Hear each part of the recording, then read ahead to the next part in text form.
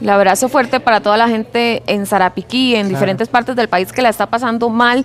Esperemos que pronto paren estas lluvias. Vamos a conversar ahora acerca de cuando usted tiene el azúcar muy alto o muy baja, porque es importante que usted vea las señales. ¿Para qué? Para que no le dé diabetes. Queremos que usted no le suceda y si la tiene, poder mantenerla a raya. Claro, porque cuando usted le dicen diabetes se le para la peluca, pero cuando le dicen prediabetes pareciera ser algo normal. Por eso está con nosotros esta mañana el doctor José Alonso Acuña Feoli. Él es especialista en medicina interna y es el director de hospitalización del Hospital Metropolitano, que nos va a ayudar. Doctor, ¿cómo el cuerpo siente el azúcar extra en la sangre? Buenos días. Buenos días y muchas gracias por la invitación. Sí, definitivamente el azúcar en la sangre se siente de muchas maneras. Y el problema, bien vos lo decías, es que esperamos ya hasta la diabetes. Y realmente este es un continuo, ¿verdad? Arrancamos con la prediabetes y antes de eso inclusive con resistencia a la insulina. Entonces, cuando ya tenemos un paciente diabético ya ha pasado años de malos hábitos, ¿verdad? Que nos lleva también a trastornos metabólicos y esos trastornos metabólicos van a desembocar en una enfermedad. Entonces, nosotros queremos ¿adelantarnos ¿a qué? A esa enfermedad. Entonces, ojalá podamos pescar al paciente cuando tiene resistencia a la insulina, cuando tiene una prediabetes, actuar de diferentes maneras, puede ser solo con cambios de estilos de vida o puede ser con fármacos para que no desemboque en diabetes. Hay varias manifestaciones, a veces algunas son muy sutiles, por ejemplo, el paciente puede tener solo fatiga, puede tener ganancias de peso, dificultad para perder peso, por ejemplo, o ya eventualmente síntomas que ya son tardíos, que son los síntomas de diabetes, que orino mucho, que me da mucha sed, que tengo exceso de apetito, ¿verdad? Entonces ya ese tipo de problemas ya nos está, digamos, tomando un poco fuera de base en el sentido que se nos progresó una condición que podemos haber prevenido hacia una enfermedad. Doctor, usted menciona la fatiga, la dificultad para perder peso. Muchas personas tienen eso, entonces, ¿cómo sabemos que puede ser un indicio de una prediabetes? Es una muy buena pregunta. Hay varios signos y síntomas, digamos, de que estamos en una prediabetes y resistencia a la insulina. No todos los pacientes que tienen sobrepeso o obesidad tienen resistencia a la insulina, pero un gran porcentaje de ellos lo tienen. Hay estudios que podemos hacer para medir resistencia a la insulina, pero hay condiciones clínicas sencillas. Por ejemplo, tal vez ustedes han notado que pacientes con sobrepeso o obesidad tienen una coloración un tanto oscura del cuello, ¿verdad? Eso también en los codos, en los pliegues, eso llamamos acantosis nigricans, que empiezan a tener también un acúmulo de la obesidad a nivel abdominal, ¿verdad? Eso también es lo que llamamos obesidad centrípeta y una distribución anómala del tejido adiposo. Todo esto son signos de que probablemente el paciente tiene signos clínicos que tiene resistencia a la insulina. Ahora, si sospechamos en esto, pues deberíamos también pensar en algún momento hacer pruebas para demostrar esa resistencia a la insulina si el médico lo considera apropiado. Bueno, nuestro Facebook está completamente activo para que usted le haga las consultas al doctor. Doctor, ahora bien, ¿cómo deben de estar los niveles de azúcar en la sangre? Por aquí ejemplo, tenemos la pantalla. Si aquí los vemos, ¿verdad? Para estar uno claro tanto hombres y mujeres. Esto es muy importante porque esto es de todos los días y ahora prácticamente que la gran mayoría de la población tiene acceso a un chequeo, ¿verdad? Ya sea a través de la seguridad social, ya sea a nivel de seguros privados o a nivel de iniciativa personal. Dicen, voy y me hago un chequeo. La glucosa viene prácticamente sine qua non en todos los estudios de laboratorio de chequeo y la glucosa normal debería ser de 70 a 100, no más de 100. Si tenemos más de 100, estamos en una anomalía, en una disglicemia. O sea, nos estamos comportando de forma normal. Puede ser una prediabetes, que tal vez el valor de prediabetes es de 100 a 126, o diabetes, que es más de 126. También usamos otro que tal vez aquí no lo presentamos, que se llama hemoglobina glicosilada, que probablemente la gente lo ha oído. La hemoglobina glicosilada o hemoglobina A1C es cuánto azúcar se pegó a la sangre en los últimos 3 a 4 meses. Entonces nos da un promedio de los últimos 3 a 4 meses. ¿Por qué? Porque la glicemia en ayunas podría variar si yo me porté muy bien el día antes o al revés, me porté muy mal. Claro, más si uno sabe que se va a hacer el examen. Correcto. En cambio, la hemoglobina glicosilada nos da un valor un poco más promedio, cómo se ha comportado inclusive no solo en ayunas, fuera de ayuno. Sí, es como cuando el tráfico le pone a uno la pistolilla y ve en cuánto venía, no cuánto bajó la velocidad. Pero no sabe cómo usted maneja, ¿verdad? Ajá. Y eso es lo que queremos saber, cómo está el paciente, cómo maneja el paciente. Y con eso podemos verlo con la hemoglobina glicosilada. La hemoglobina glicosilada normal es menos de 5.6 o menos. De 5.7 a 6.5 es prediabetes y más de 6.5 o más ya es diabetes. Y podemos hacer curvas también con comida para ver cómo responde el cuerpo. Sí, como con arroz o así. Sí. Ahora bien, si ya lo tenemos en 100, ya entonces hay prediabetes. Con más de 100 le decimos una glicemia inadecuada en ayunas y ahí hay varios digamos, de esa prediabetes hay varios matices. Puede ser también intolerancia a carbohidratos, que específicamente es que sube con las comidas, ¿verdad? O solo la glicemia inadecuada en ayunas, o ya como básicamente alteraciones un poco más cercanas a la diabetes, que le llamamos prediabetes de alto riesgo. Claro. Dependiendo de eso, el médico decide si usa solo cambios en estilo de vida o si ocupa fármacos. Pregunta a Mabel, porque algunos médicos dicen que no existe la prediabetes, que el nivel de azúcar en sangre, ¿se dice prediabetes? Pregunta ella. Vea, eso es una batalla persistente con la población, incluso dentro del mismo gremio médico. La prediabetes claramente existe. Insisto, más bien deberíamos ver si el paciente tiene inclusive resistencia a la insulina o factores de riesgo para desarrollar diabetes y actuar antes de que se presente tan siquiera la prediabetes. Pero en respuesta a esta pregunta, claramente la prediabetes existe. Es una condición ya documentada, aprobada por diferentes asociaciones internacionales y, como les digo, hay que hacer cambios. Porque la prediabetes no solo se asocia al riesgo de desarrollar diabetes, sino que la gente, como bien lo decían al inicio, se asusta cuando le dicen diabetes, pero prediabetes no.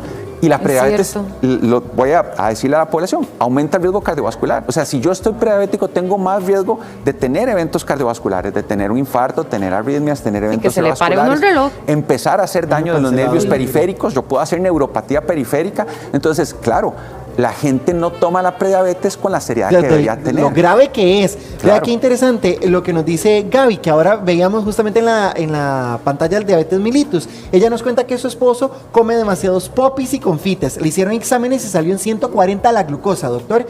Y además en 6. Y dice la doctora que es prediabético. Seguramente. Entonces dice, ¿qué podemos hacer? Él es cardiópata, es Gaby de Paraíso de Cartago. Es una excelente pregunta. Este paciente se está comportando como el típico paciente que va a evolucionar a una diabetes tipo 2. De hecho, por hemoglobina glicosilada todavía es una prediabetes. Ahora ya hizo una glicemia en ayunas más de 140. Si hace una segunda, ya lo consideramos diabetes, porque el criterio de diabetes es 2 en diferentes momentos, separadas, ¿verdad? Que esté más de 126. Claro. Entonces ya tiene una. Entonces este paciente tiene alto riesgo. Y el problema es que, digamos, nosotros en la fisiología normal, el páncreas empieza a secretar insulina. Pero cuando empezamos a tener demasiados tejidos adiposos, se liberan sustancias, digámoslo así, en palabras sencillas, de la grasa, que se llaman adipoquinas y diferentes sustancias que afectan, digamos, la capacidad de la insulina en actuar en las diferentes células, en el hígado, en el músculo, etc. Y eso hace eventualmente que, no como en A tipo 1, que el problema es que ya no puede secretar insulina, sino como en A tipo 2, que más bien empieza a tratar de vencer esa incapacidad de las células de utilizar bien la insulina. Entonces, ¿qué es lo que hace el cuerpo? No estoy logrando bajar niveles de azúcar. El páncreas empieza a producir más insulina. Y entonces empezamos a producir más insulina. Ese es el fenómeno de resistencia a la insulina. Que yo tengo que producir cada vez más insulina para mantener este equilibrio de la glucosa. Claro, entonces, este paciente es un hecho que tiene resistencia a la insulina, tiene una prediabetes y tiene muy alto riesgo de progresar. Probablemente no solo este paciente sea candidato, por ejemplo, a cambios de estilo de vida, sino podría ser que sea candidato a metformina o otro tipo de intervenciones, ¿verdad? Entonces, este tipo de diabetes mellitus, ¿qué es? Ya la diabetes es el paso final, en donde simplemente ya hay una desregulación tan marcada de la glucosa y del metabolismo de carbohidratos que ya yo desarrollo una enfermedad, digamos, establecida. Pero es el continuo, ¿verdad? Entonces ya la diabetes es el evento final de un continuo. Estamos hablando de la diabetes tipo 2. Lógicamente la diabetes tipo 1 tiene otro contexto. Es otro universo. Sí, es otra enfermedad por completo, porque en la diabetes tipo 1 la persona sufre una carencia de producción de insulina por diferentes mecanismos y eventualmente eso nos lleva a que el paciente no pueda controlar su glucosa, pero porque no produce insulina. En la tipo 2, que la gran mayoría de la población es tipo 2 y la gran mayoría de la población tiene resistencia a la insulina y lleva este paso de resistencia, prediabetes, diabetes, el problema es que están hiperproduciendo y ya hay un momento donde esa hiperproducción no logra ser suficiente y simplemente cae en diabetes. Claro, doctor, usted ahora mencionaba lo de la necrosis o de las cabecillas de vena, que es justo lo que nos pregunta acá en nuestro Facebook doña Ana. Ella dice que ¿qué examen le pide al médico de resistencia a la insulina? Le han hecho de azúcar y sale normal. Y aquí en el EVAIS no le han querido hacer ese examen. Y además ella tiene muchos acrocordones, lo que la hace sospechar de que exista una posible resistencia a la insulina. Es una excelente pregunta y de hecho así es, ¿verdad? Los acrocordones, algunos cambios, por ejemplo, aquí vemos una foto de una acantosis nigricans, lo pueden ver. Es una coloración de los pliegues un poco más oscura. De hecho, a mí me han llegado pacientes que me dicen, yo me baño, me paso todo y sigo teniendo la coloración, pensé que era como alguna suciedad o algo, y es simplemente una manifestación de resistencia a la insulina. Hay varios exámenes relativamente sencillos. En el perfil de lípidos hay una relación entre la glucosa y los triglicéridos que nos puede marcar con bastante fiabilidad si hay resistencia a la insulina, pero también podemos medir la insulina en relación a la glucosa y hay un índice de resistencia a la insulina que se llama el HOMA-IR, que es básicamente para ver también si hay resistencia a la insulina. No es tan oscura la mancha, doctor. A veces es muy tenue como esta, Y que no todos está viéndonos, marcada. ¿no? A veces, Todos sí aquí, es, ¿verdad? a veces sí es muy marcada. Ok. A veces sí es muy marcada. Esto leve también Y puede ser un indicativo. Esto ya puede ser un indicativo Ok. y muchas veces no solo se restringe al cuello, ¿verdad? Se restringe a la zona posterior cervical, también se va un poco hacia las axilas o hacia los pliegues, ¿verdad? También vemos un poco en los codos. Entonces hay diferentes zonas en donde se ve esa coloración que llamamos hipercromía, que es básicamente una coloración más oscura, como cafezuzca, de la piel. Claro. Ujú. ¿Cuáles son esos hábitos que influyen en que el páncreas falle y aparezca la diabetes?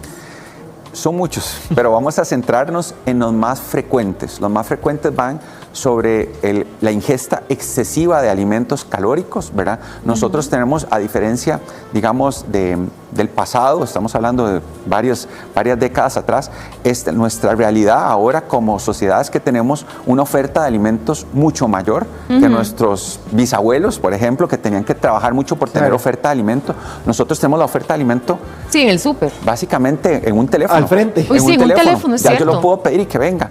Y son alimentos hipercalóricos. Casi todos los alimentos que consumimos hoy por hoy tienen mucha más densidad calórica que los alimentos previos. Por ejemplo, si tenemos alimentos como vegetales, como verduras, van a ver que la densidad calórica de esos alimentos es muy baja.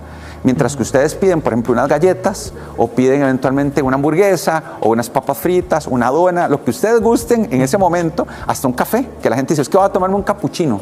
Tiene una densidad calórica muy alta. Claro. Entonces tenemos una gran oferta calórica. Entonces eso nos lleva a sobrepeso. Ese es un mal hábito. Claro. El otro, el sedentarismo. Nada más como para... Esos dos son muy importantes. ¿Por qué? Porque al músculo le gusta mucho utilizar glucosa y es uno de los principales, de las zonas donde principalmente actúa la insulina. Entonces si yo tengo una buena masa muscular, tengo un cuerpo con buena distribución de músculo, probablemente tenga menos resistencia a insulina. Ahora bien, doctor, explíquenos bien aquí lo de el OMA, ¿verdad? Porque usted dice que con un examen de sangre normal no se sabe. Entonces, ¿qué es lo que Sí. se evalúa en ese examen? Básicamente, vamos a ver, es una relación por una fórmula, que ustedes aquí la pueden ver, Ajá. en donde nosotros estamos cotejando la glucosa contra la insulina basal, ¿verdad? Ambas en ayunas, y básicamente esto nos dice cuánto estaríamos ocupando de insulina para una glucosa X, digámoslo así. Y entonces con eso podemos establecer un riesgo o en una ecuación, digamos, un número de cuánto está nuestra resistencia a la insulina. Ok. Lo ¿Y en normal cuánto tiene que estar? Sí, lo normal es menos de 2.5, varía un poco según laboratorios, en algunos pueden ¿Cómo encontrarlo es? en 3, pero normalmente es menos de 2.5, ya Híjole. más de 2.5 vamos a tenerlo como elevado. Ahora, recordarle a la gente que aunque es un buen examen para saber si hay resistencia a la insulina y les puede dar información útil, tiene mucha variabilidad. ¿Por qué? Porque la insulina, ese es un problema. La insulina no se secreta de forma continua, se secreta en forma pulsátil. Entonces puede variar. Entonces yo mismo puedo hacerme un HOMA. Hoy digamos que tengo resistencia a la insulina, salió en 5 un día, me lo hago al día siguiente y estoy en 3.5. Y no quiere decir que esté mejor. Y al revés, puede Sí, estar en 5 y fluctúa. sí, porque ahí también hay que cotejarlo en relación o verlo en Claro. torno a la parte clínica, cómo estás perdiendo peso, Lo qué que estás come. haciendo, cómo Todo. han venido los cambios de estilo de vida, si hay fármacos que modifiquen esto, y entonces ahí sí ya tendría un sentido que si yo veo que la resistencia a la insulina va cayendo y el paciente va mejorando parámetros clínicos. Ahora, esto lo usamos usualmente sobre todo para que la gente se percate de que tiene resistencia Se a la dé insulina. cuenta. Porque el médico Sí. muchas veces ya lo sabe. Vea, ¿verdad? doctor. Entonces, si yo encuentro un paciente con sobrepeso, vamos a poner un ejemplo, sobrepeso, obesidad, hígado graso, le encuentro acantosis nígricas, ya yo sé, aunque la glucosa me salga en ayunas en 94, ese paciente Claro. tiene Ya usted resistencia. sabe, claro. Pero muchas veces el paciente ocupa Todos los números ver de La el la confirmación. Dice Katia que ella se tomó el azúcar 5 minutos después de haber comido, estaba en 140, y pregunta si es normal, si tiene diabetes. Ella está tomando unas gomitas de vinagre de manzana y pregunta si eso le hace bien. Ok, vamos a ver, solo una en 140. Sí, Bueno. 5 minutos después de comer. ¿Verdad? Eso, vamos a ver, lo ideal es hacerlo en ayunas, ¿verdad? O hacer la curva completo, o sea, ojalá después de 2 horas. Hay una curva también después de 75 gramos de glucosa que se puede hacer en laboratorio, pero preferimos hacer lo que es específicamente la glucosa en ayunas y tal vez 2 horas después de comida. Pero primero debería hacerse una glucosa en ayunas, una hemoglobina glicosilada, eso es muy fácil, y así poder aclarar esa glicemia que está inadecuada para ver dónde estamos. ¿Estamos en prediabetes? ¿Ya está muy cerca de diabetes o está en diabetes? Eso uno. Y luego 2, esto del vinagre de manzana, que si yo le echo el mal limón a las cosas, que eso no está mal si el paciente le ayuda a algo más grande. No podemos fijarnos en un árbol, y yo siempre se los digo a todos mis pacientes, y perder el bosque de vista. El bosque es qué estoy haciendo yo como persona en mi día a día, en mis hábitos, porque somos de hábitos. Digamos, nadie, yo se lo digo a mis pacientes, nadie se cuestiona por qué se lava los dientes o por qué se baña para ir a trabajar o cómo se tiene que alistar para ir a trabajar, pero lo hace.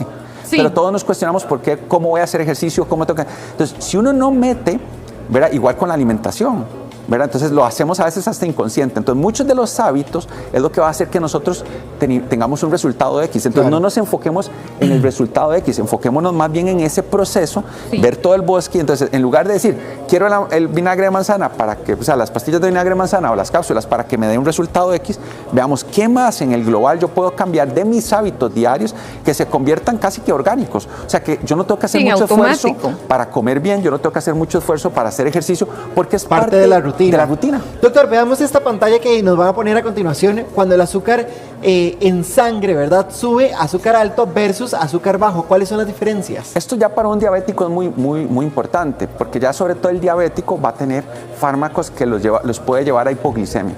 Un prediabético, personas con resistencia a la insulina, rara vez van a tener estos problemas, a menos que también en prediabetes a veces requerimos metformina, GLP-1, que son medicamentos, ¿verdad?, como el liraglutide, el semaglutide, el tirzepatide, que podrían bajar un poco el azúcar. Pero en términos generales esto va a ser más para diabéticos, y cuando el diabético está muy descontrolado, sobre todo con glicemias arriba de 200, o sea, ven que estamos hablando ya que voló, se disparó. Ya se fue.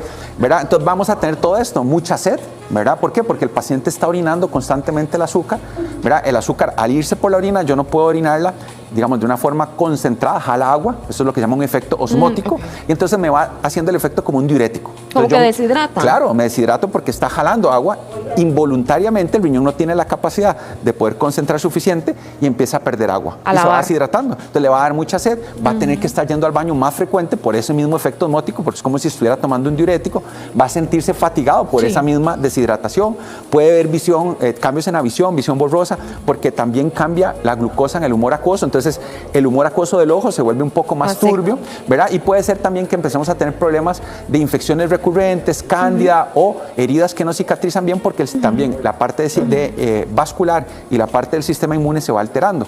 Y ya pacientes que están en tratamiento podrían tener descenso, sobre todo ya con fármacos, y eso lo que les va a dar sobre todo es sudoración, temblores, eventualmente en la noche les puede dar pesadillas, ¿verdad? Pueden tener como mucha hambre, si ya es muy intenso pueden hacer lo que llaman neuroglucopenia, o sea que no llega suficiente azúcar al cerebro y entonces se desorientan, se confunden y eventualmente empiezan a tener también alteraciones de otro tipo, digamos, de conducta que podrían ser manifestaciones de una hipoglicemia. Doctor, ¿qué le diría usted a esas personas como el señor de Cartago que nos contaba la esposa que le da por comer muchos popis, muchos confites, que tiene ansiedad por comer? Claro. ¿Cómo puede una persona cambiar eso? Eso es una condición frecuente, digamos, en la población, y ahí entramos en un abordaje que llamamos multidisciplinario, o sea, no se trata solo de haga esto o haga lo otro, haga B o C, ¿verdad? Sino que tenemos que verlo más amplio. Muchas veces estos pacientes requieren medicamentos, ¿verdad? Hay que ver si tiene un trastorno ansioso o si tiene un trastorno obsesivo compulsivo.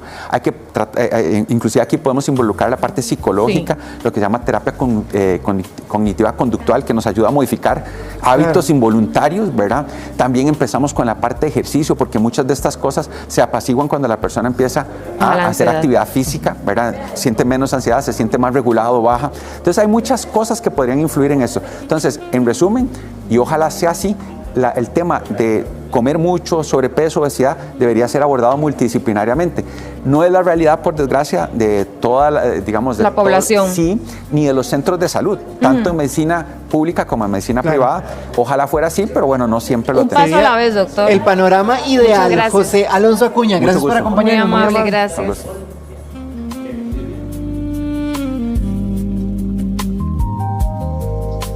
¿Le ha pasado que de un momento a otro y sin sentir algo relativamente como un dolor así muy específico, usted tiene un párpado más abajo que el otro, o la boca más abajo que el otro, o ambos? Bueno, podemos estar hablando de una parálisis. Parálisis facial, o mejor conocido como derrame facial, ¿verdad, Exacto, Diego? como se le dice en la calle. Sí. Bueno, tenemos al doctor Jason Venegas, que hoy nos acompaña y nos informa qué es lo que se tiene que hacer durante y después, porque mucha gente a veces se queda paralizada y dice, bueno, ¿qué hago? ¿Salgo corriendo para el hospital? ¿Me quedo en la casa?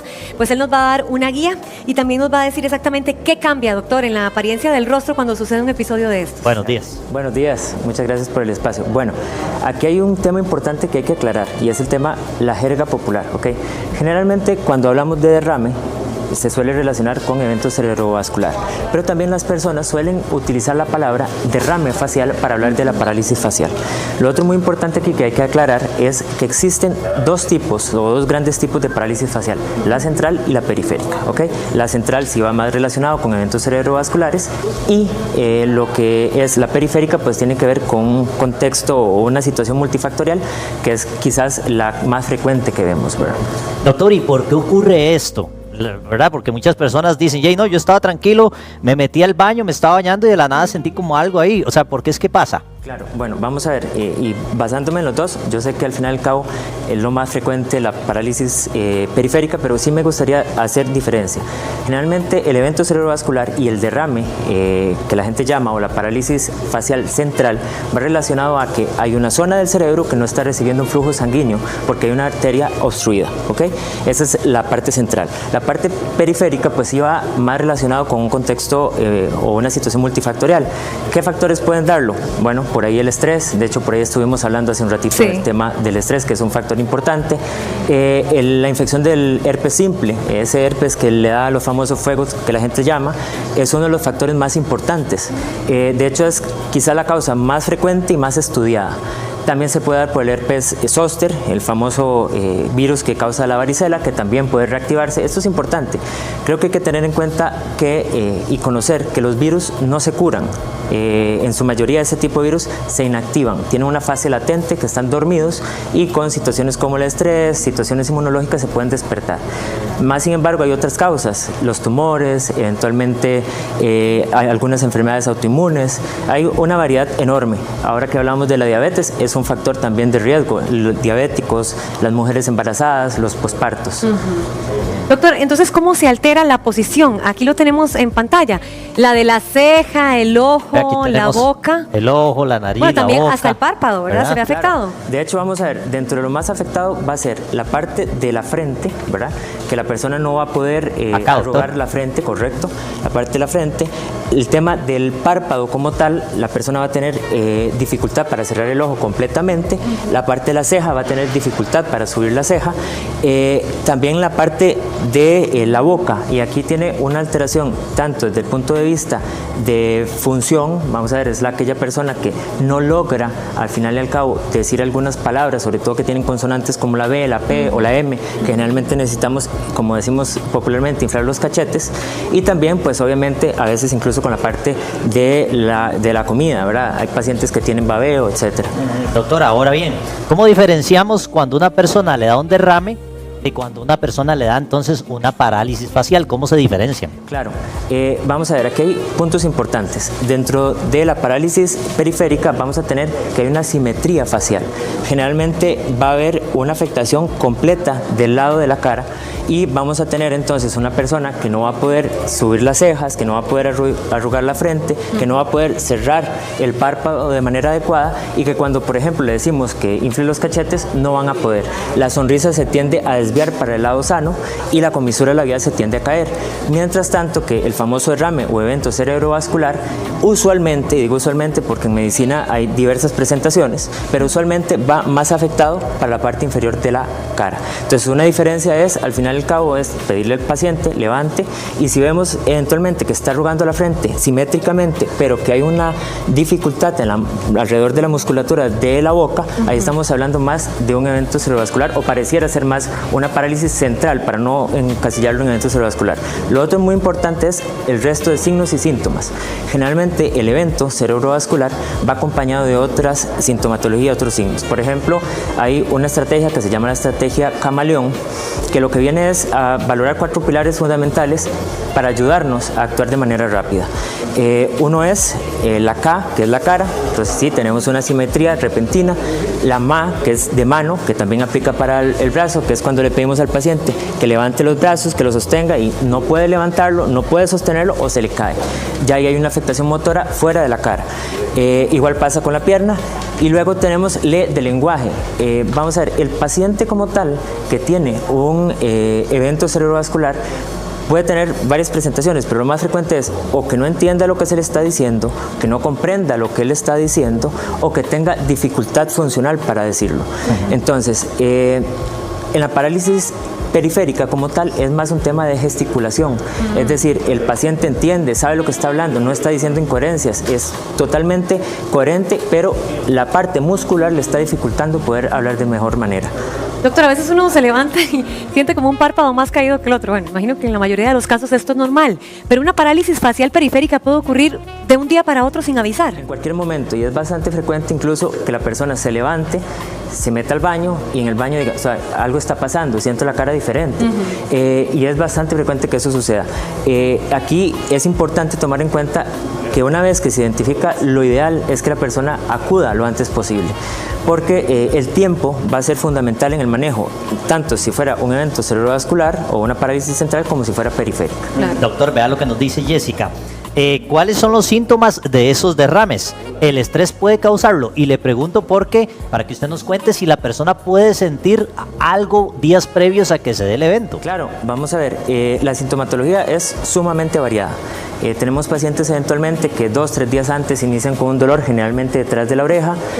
Tenemos pacientes que simplemente sienten la cara dormida o que sienten la cara extraña, que aquí es importante mencionar que estas parálisis son de tipo motora, no son de tipo sensitiva. Entonces, a pesar de que la persona siente la cara dormida, la sensibilidad está conservada. En otras ocasiones, eventualmente el paciente puede tener dolor de oído, porque una de las causas precisamente puede ser una otitis, por ejemplo. Y muchos pacientes pueden asociar incluso cefalea, y eso es parte de lo que tenemos que tener cuidado. Yo creo que parte importante es saber identificarlo y poder actuar de la mejor manera. Y creo que quiero hacer énfasis acá de que los pacientes no deberían tomarse esa libertad de autodiagnosticarse, porque puede pasar que alguien, no sé, vaya a la farmacia y voy a comprar un corticoide porque tengo una parálisis facial periférica, pero resulta que era una parálisis central y era una causa totalmente diferente. Entonces, el trabajo diagnóstico como tal es del médico y el tratamiento debe ser guiado por el médico.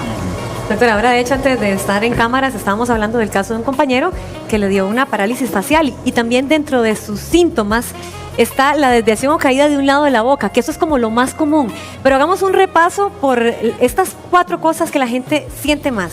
Claro, vamos a ver. Yo dividiría los síntomas según lo afectado, ¿verdad? Lo primero es el ojo, ¿verdad? Que el ojo es sumamente importante que tengamos claro que esa incapacidad de cerrar el ojo afectado puede llevar a que haya irritación del ojo, que haya resequedad, en muchas ocasiones hay lagrimeo y pueden haber incluso situaciones o complicaciones serias que incluso estaríamos ante una emergencia que sería una emergencia ocular, que sería una úlcera corneal.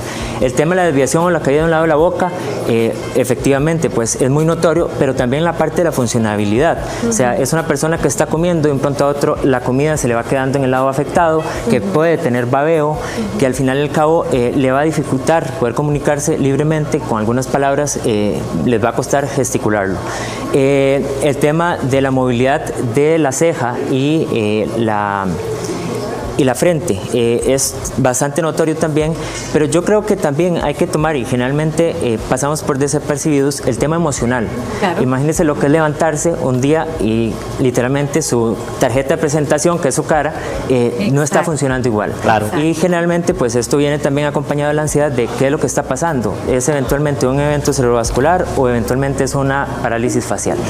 Doctor, de hecho aquí tenemos a nuestro compañero Jason. Que hace rato estoy viendo para ver si me lo enfocan por acá. Bueno, Jason tuvo una parálisis, ¿verdad? Lo queremos un montón. Él tuvo una parálisis facial, doctor. Entonces, venga un segundito, Jason, por acá, doctor. Hagámonos más bien para acá, para que usted nos indique más o menos lo que él le dio, ¿verdad? Porque Jason todavía le queda algo. Él dice que él le cuesta, por ejemplo, todavía que ve un poquito borroso de su ojo derecho. De hecho, antes que estábamos hablando, todavía él tiene un ojo, por decirlo de alguna manera, perezoso. En algunas ocasiones no logra el cierre completo. Eso puede provocar resequedad y eso es molesto porque al fin y al cabo causa visión borrosa, puede tener problemas al fin y al cabo de la visión, que el paciente dice, no, es que me afectó el ojo. Realmente no le afectó el ojo. Es que esa apertura prolongada que está allí le está haciendo que su ojo se reseque, con el riesgo también, como les dije, de la úlcera corneal. Lo otro eventualmente es el tema de las cejas. Vamos a ver, es importante tomar en cuenta que esa recuperación, por más que queramos correr, no siempre es inmediata, ¿verdad? Entonces, ¿Qué ve usted aquí, doctor, en el caso de Jason? de hecho, él tiene el ojo derecho un poco más pequeño, no lo logra cerrar completamente. De hecho, si vemos, las arrugas de este lado son más pronunciadas que las de este otro lado, que es justamente el lado de la parálisis. Trata de sonreír. Doctor, él tiene 2 meses desde que le dio el episodio. Todavía está en un proceso de recuperación porque menciona que puede ser de 1 a 6 meses. Totalmente, vamos a ver, generalmente los pacientes empiezan a mejorar entre la segunda, tercera semana. Él va muy bien. Va muy bien, Qué bueno. pero la recuperación completa es entre los 3 a 6 meses, ¿verdad? Pero también es importante tomar en cuenta que el éxito de esa recuperación va a depender de si el tratamiento se inició de manera adecuada y también dependiendo del caso en el que estemos, ¿verdad? No es lo mismo una parálisis periférica que está asociado a una parálisis de Bell, que probablemente fue lo que a él le ocurrió, que es lo más frecuente, a una parálisis que tiene que ver con un tumor. Generalmente las parálisis, qué sé yo, un tumor de parótida que está comprimiendo el nervio facial, no va a tener la misma recuperación y probablemente va a requerir otras intervenciones para poderlo resolver. Pero Jason, todo viento en popa, entonces. Jason, se va a Súper poner bien. Solo por eso dice Yami que usted tiene ya 1 mes y medio de vacación. ¡Ay, cómo! Muchas gracias, don Jason. Eso, pura bien. Muchísimas gracias a los Jason, Y a los ¿ves? dos. Sí, claro. Doctor, Gracias, muchas doctor. gracias. Con gusto. Tenemos Muy un par de amable. preguntitas por ahí. Usted se queda con nosotros Claro que sí. respondiéndolas. Sí, muchas gracias, doctor. Y Jason, muchas gracias. Lo queremos mucho. Continuamos con más. Los tapones de oído o el oído tapado, ¿verdad? Es una sensación incómoda, dolorosa y que incluso nos puede generar una sensación de mareo. Vamos a conversar esta mañana con la doctora María Gabriela Jiménez Coto. Coto porque la mamá, Por supuesto, también. si no se resiente. Sí, Dios libre, está muy doctora, bien. Dios libre. Para que nos explique cómo reconocer, doctora, qué será lo que tenemos, porque cuando no escuchamos bien, qué condiciones pueden provocar que no escuchemos bien. Bueno, en realidad es multifactorial. Nosotros podemos tener diferentes situaciones o condiciones que pueden hacer que la persona perciba que no está escuchando bien. Dentro de ellas, las más comunes, ¿verdad? Puede ser un tapón de cera. Si se acompaña de alguna molestia o dolor, podríamos estar hablando de una infección de oído. También puede haber un desgaste normal y natural de la audición, que la persona empiece a manifestar que no está escuchando bien. Y también, digamos, pueden haber situaciones, digamos, que no son tan frecuentes, pero que le tenemos que prestar mucha atención, como las pérdidas súbitas. O sea, que yo me levanté y de repente siento que no Ya no escuché escucho. bien y que no hay una causa tan tangible o tan clara que yo pueda llevar para explorar. Como de un pronto a otro. Como de un pronto a otro, literalmente. Doctora, ¿debemos sospechar si de repente no escucho bien cuando alguien me habla o le subo demasiado el volumen al televisor? Sí, justamente ayer hablaba con unos pacientes y les decía, normalmente la familia o la gente que está cercana al paciente se da cuenta primero de que hay algo que no está bien con la audición de la persona, por esos, digamos, síntomas o por esas características. Le subo mucho el volumen y entonces la persona que me acompaña me dice, no, es que el volumen está realmente alto o fuerte, ¿verdad? O la persona pide constantemente que se le repita, que por favor le vuelvan a decir una indicación o algo, y esas podrían ser pistas. Claro. Y el paciente como tal tiene una muy clara, es que yo oigo, pero no logro entender, y eso siempre nos tiene que llamar la atención. Doctora, ¿es normal que con el paso del tiempo vayamos perdiendo un poco la audición? Es completamente normal. Ok. El envejecimiento del sistema auditivo es algo que está súper estudiado, que a veces empieza más temprano de lo que creemos, ¿verdad? Ya tenemos estudios que dicen las personas pueden empezar a perder audición entre los 35, 40 años, Ay. ¿verdad? Ya no es solamente algo Ya como casi, del Rafa. adulto mayor, ¿verdad? Entonces, por eso es que es súper importante que todos tengamos exámenes de audición regulares y ¿Cada todos, cuánto, más o por lo menos? menos una vez al año, Ok, ¿verdad? ok. Y lo más importante es que todos tengamos como un examen de audición base, porque a veces llegan las personas, sobre todo la gente joven con pérdida auditiva, y uno le pregunta, ¿se hicieron un examen anteriormente? No. Entonces no sabemos si es nunca se algo hace que ha ido uno. progresando O no. o es de aparición, digamos, Claro. rápida Claro. o temprana, entonces no podemos digamos, sistematizarlo, Sí, adivinar. poder dar una guía correcta. Cuando un taco de cera no nos deja escuchar bien, doctora, tal vez usted nos pueda explicar aquí en Ajá, el modelo claro. qué opciones hay para sacarlo. A ¿De ver, dónde se acumula? lo primero es que los taquitos de cera se acumulan en esta parte de aquí que llamamos el conducto Aquí. auditivo externo. Exactamente. ¿Verdad? Y ya después aquí tenemos el tímpano. Entonces ya de aquí la cerita no va a pasar. El factor principal para que se acumule la cera es el uso de aplicadores e hisopos. ¿Cómo? Si uno Es cree lo que es para siempre limpiarse. deberíamos de evitar. O sea, aquí es donde se acumula el taquillo. Exactamente. Sí, porque usted lo empuja, entonces. ¿Verdad? Porque el aplicador es cilíndrico. Claro. Entonces, La cabecilla en lugar, salió. sí. En lugar de que A nosotros ver, voy a hacer un podamos ejemplillo sacarlo, aquí. ajá, Le cayó mi ejemplo. Lo empujo. Pero entonces, la idea Está sería ahí.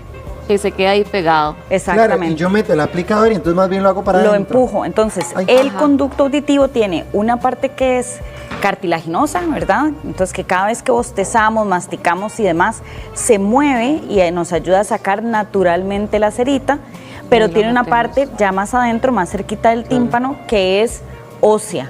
Y entonces, ya cuando nosotros empujamos la cera y llega a esa parte, ya ahí tenemos que ir a que nos quiten o a que saquen o a que retiren el tapón Híjole, de cera. ¿y cómo se hace, doctora, para que no se afecte A ver, el tímpano? lo más común son los lavados de oídos. A mí no me encantan los lavados de oído porque el lavado de oído, la temperatura del agua es súper importante.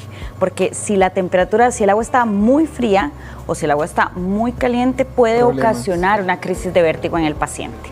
Entonces, si lo va a hacer alguien, que sea una persona, idealmente un médico otorrinolaringólogo, un audiólogo certificado, alguien que tenga experiencia para que midan la temperatura del agua y evitemos mira, estos problemas. mira. Entonces, algunas veces las personas llegan y me dicen, es que fui solamente para que me quitaran el taquito de cera y salí completamente mareado, ¿verdad? Y es que incluso hay pruebas para ver vértigo, donde uno pone diferentes niveles de temperatura de agua en el oído para provocarlo. Claro. La otra es aspirándolo, que normalmente es el método que más utiliza el médico otorrinolaringólogo, ¿verdad? Que es a través de Jala una sondita que permite hacer una succión. Y otro también es con unas curetitas, que es como una cucharita, ¿verdad? No es un aplicador, que nos permite ir extrayendo la cera que no es necesaria, porque no siempre la cera es sinónimo de suciedad o de estas cosas. La cerita tiene que estar, porque ahí se quedan las bacterias, el polvo y otro montón de cosas que podrían entrar al oído. Entonces hay que Doctora. saber en qué momento retirarlos. Seamos honestos, uno cuando sale del baño le dan ganas como de ponerse un aplicadorcillo, porque Ajá. queda como mojado acá. Ajá. ¿Hay manera de poder hacer eso sin que sea peligroso o del todo no? Sí, la indicación es agarrar una toallita, un Kleenex, puede ser el mismo paño, hay gente Claro. que lo hace, y limpiar la parte externa. Entonces, como les decía Afuerita. ahora, la cera que ya no nos sirve, ya el oído solita La va la solita. va la sacando. saca sola. Sí. Doctora, vea qué Entonces, interesante, de esa porque- manera lo podemos hacer. María nos cuenta que ella se enferma y le duelen montones los oídos. A veces le cuesta escuchar, pero su mamá le puso una crema y le ayudó. Se llama ketoconazol y dice que también lo utilizan los auriculares y que le funciona, que si eso está bien. Bueno, a ver, yo siempre digo que toda la parte que vayamos a medicar hay que ir al médico, ¿verdad? La automedicación ¿Será es que una de te da las una cosas. infección? A ver, es que tendríamos que observar el oído. Por el tímpano podemos darnos cuenta si el paciente, por las condiciones del tímpano, tiene o no tiene una infección, Claro. ¿verdad? Muchas veces, ¿verdad? Los mitos que existen del calorcito detrás de la oreja, que si me frotan, que todo eso, lo que pasa es que el calor da una sensación de alivio, pero no cura realmente lo que cuando está uno pasando. está aireado. Claro. La cara de la doctora. La cara de la doctora. Doctora, nos pregunta Pero también puede doña ser. Emilia que si para un adulto mayor encamado hay alguna opción de limpieza auditiva correcta que lo pueda hacer el cuidador, o que si existe la posibilidad de alguna limpieza tipo a domicilio.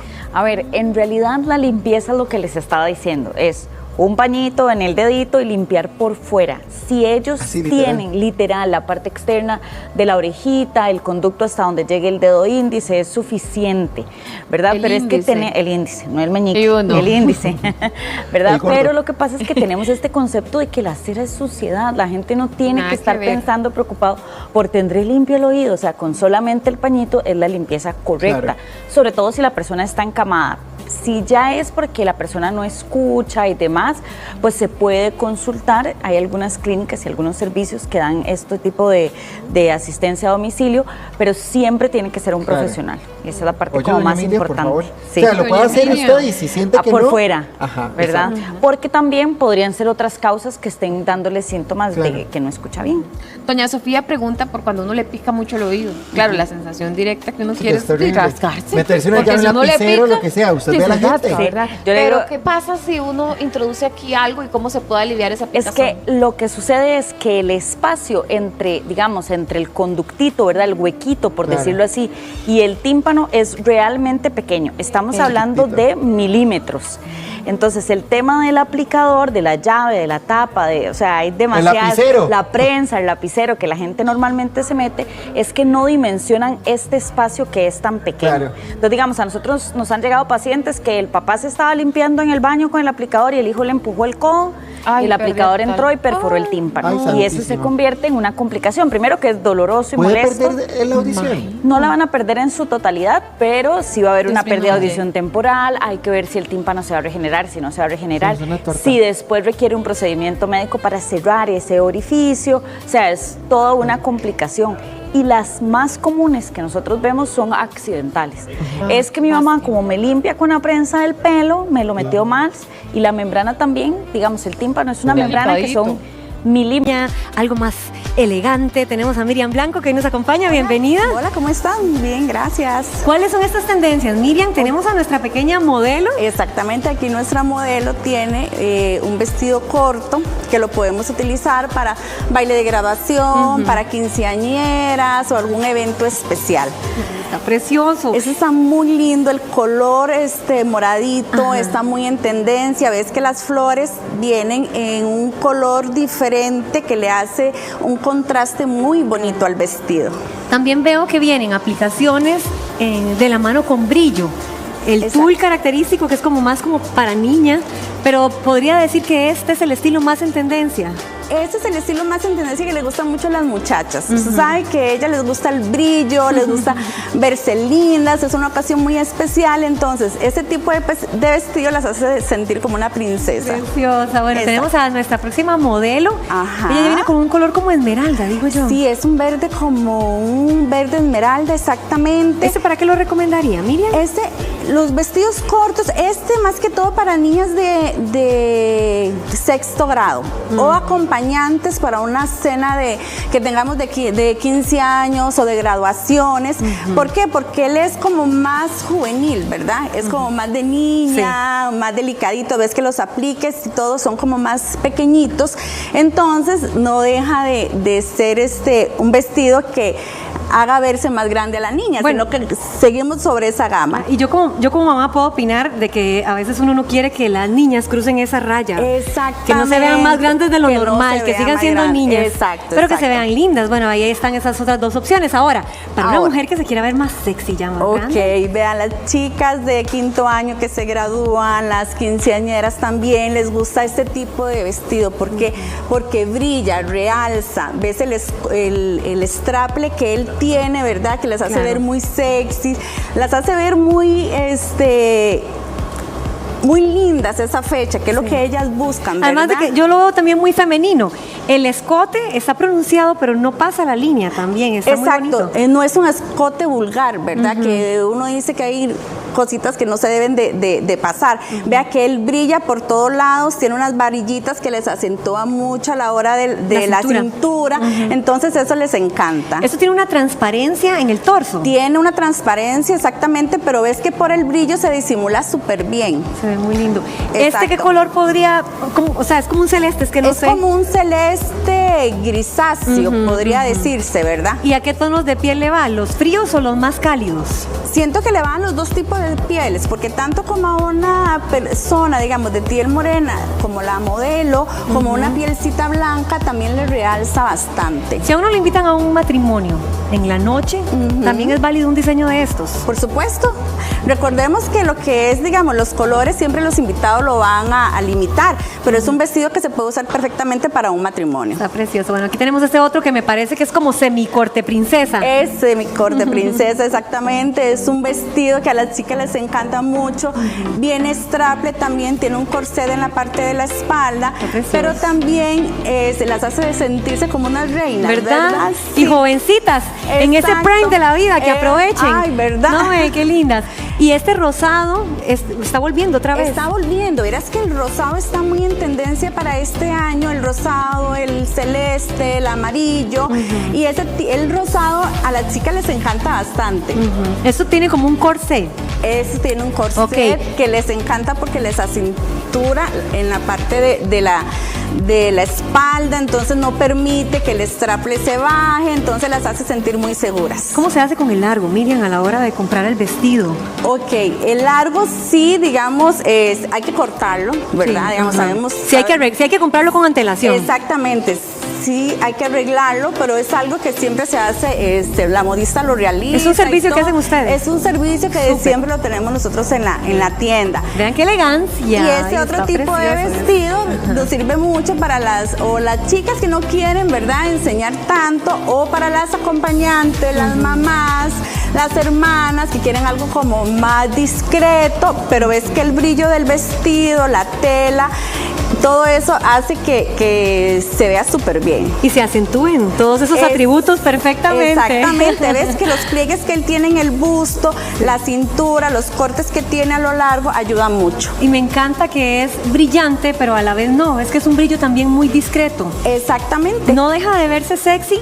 siendo muy elegante y tapado. Entonces, esto va de acuerdo a la personalidad de cada mujer. Hay chicas, exacto, que van para un baile de graduación, pero dices que no quiero escarcha, es que no quiero que se vean las piedritas o algo así. Entonces, este tipo de vestido ayuda bastante. ¿Cómo podemos guardar un vestido de estos para que no se deteriore con el tiempo después de que lo compramos? Ok, después de que se compre, es bueno siempre guardarlo en una bolsita aparte, ¿verdad? Nosotros siempre damos una bolsita especial con el vestido para que lo puedan guardar, pero también en una bolsita negra ayuda bastante para que la luz no le vaya a cambiar el color. Ok, bueno, ya hicimos un repaso por los vestidos en tendencia y ustedes calculan cuál es el que les gusta más y también el que les sirve de acuerdo a su personalidad. Miriam, muchas gracias. Ay, gracias a usted. Conversar de un tema importantísimo, miomas y quistes. A veces uno dice, ay, será lo mismo, pero resulta que nada que ver. Son dos universos y tenemos que aprender a hacer la diferencia para poder combatirlos. Tenemos a nuestra ginecóloga, la doctora Ana María Gutiérrez, que nos ha salvado de más de una. Pero hoy usted nos va a explicar la diferencia, doctora, y además de esto, qué hacer cuando en una ecografía sale un quiste ovárico. Bienvenida. Muchas gracias por la invitación, como siempre. ¿Cuál es esta diferencia fundamental entre un mioma y un quiste ovárico? Bueno, nada más aquí primero para que recordemos, ¿verdad? Son órganos diferentes, entonces el útero es este y los ovarios son estos. Entonces, básicamente la diferencia es que están ubicados en lugares diferentes. Los miomas están en la pared del útero y los quistes de ovario están en el ovario. Entonces, esa es como la diferencia más importante. Son lugares muy diferentes, son masas, pero en lugares diferentes. Y además de estar localizados en lugares diferentes, son distintos en su composición, porque vemos que acá entonces sería en el útero se ubican los miomas. Los miomas, en el músculo del útero, entonces son de músculo, son masitas redondeadas, ¿verdad? Como podemos ver en esta imagen, como masitas redondeadas, como estas, pero en el músculo del útero, mientras que los quistes están en el ovario. Que es el verdecito del peluche. Eso. Muy bien. Bueno, entonces, ¿cuáles serían los síntomas, ya que están ubicados en distancias distintas? ¿Sí? Bueno, pueden compartir algunos síntomas, pero en general, digamos, los miomas, al estar en el útero, si tocan la cavidad del útero, van a producir sangrado, ¿verdad? Si están más bien hacia afuera, van a producir dolor pélvico, y algunos pueden causar los dos, dolor pélvico y sangrado. Mientras que los quistes, al estar en el ovario, pueden no producir síntomas, igual que los miomas, pueden no producir síntomas, o cuando ya están grandes pueden producir pesadez, dolores, como molestias pélvicas más que todo. ¿Y cómo hacen para determinar, por ejemplo, en una ecografía o ultrasonido, cuál es la diferencia entre uno y el otro, y sobre todo si hay que prestarle más atención?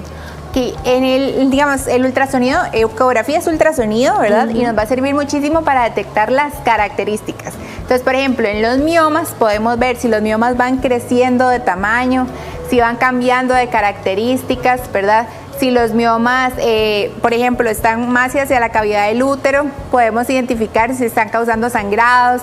Entonces, todo eso nos va a ayudar. Y a nivel de lo de los quistes, ¿verdad? El ultrasonido nos sirve para ver si son quistes de agua, digamos, de líquido, que son normales, funcionales, o si tienen otras características que nos llamen la atención. ¿A qué se refiere con funcionales, doctora? Bueno, aquí tenemos en la pantalla quistes funcionales, que muchos aparecen en la ovulación y desaparecen por sí solos. Exacto, digamos, esto literalmente es un quiste que a veces ni siquiera son quistes más de 3 centímetros, pero son como bolsitas, por decirlo así, de líquido que se forman por la ovulación y después de algunos periodos se pueden quitar, pueden volver. Entonces, digamos, mientras no miden más de 8 centímetros y el contenido sea solo líquido, no hay peligro, se observan.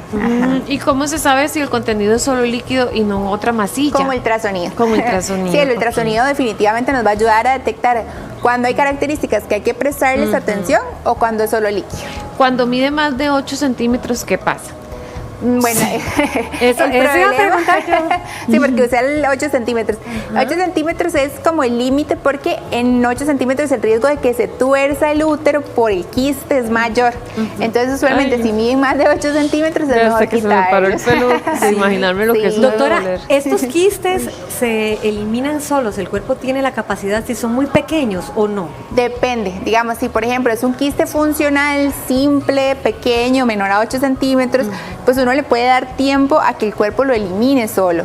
Sin embargo, si es un quiste grande, si es un quiste que va creciendo, que tiene características que no son de un quiste simple, sino que tiene áreas sólidas o septos y así, ya es mejor como valorar si es necesario quitarlo.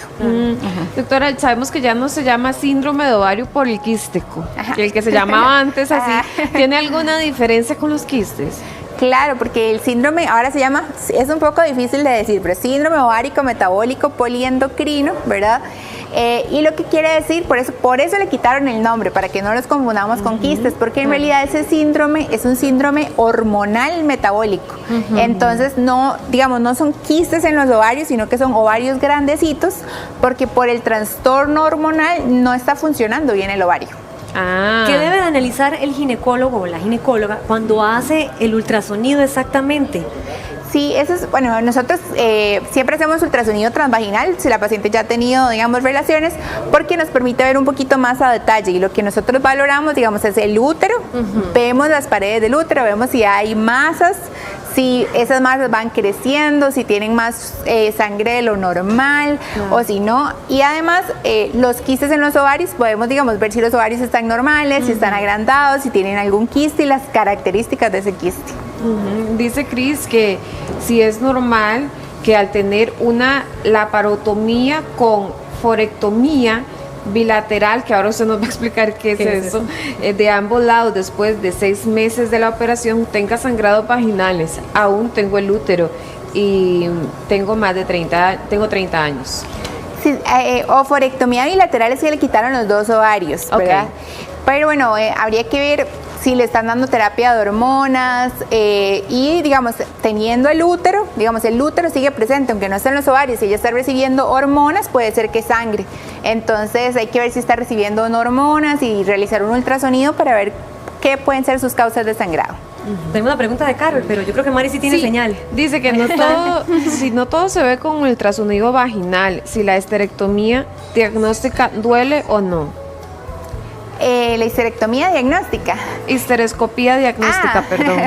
Digamos, a veces puede ser que en el útero haya algo como que no nos queda claro qué es. Entonces hay un procedimiento que se llama histeroscopía, efectivamente, que es meter una camarita a través del útero para poder detectar qué es lo que está aquí adentro. Incluso en ese momento se puede recortar. Digamos, si es un pólipo, se recorta y se saca.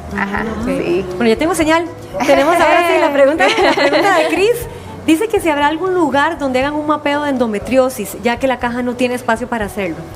Claro, bueno, los ginecólogos podemos valorar la parte de endometriosis. Hay algunos que son más específicamente que están enfocados en esto, en mapeo de endometriosis, pero todos podemos ver si hay endometriosis en el ultrasonido. ¿Hay que buscar algún tipo de especialidad con esto?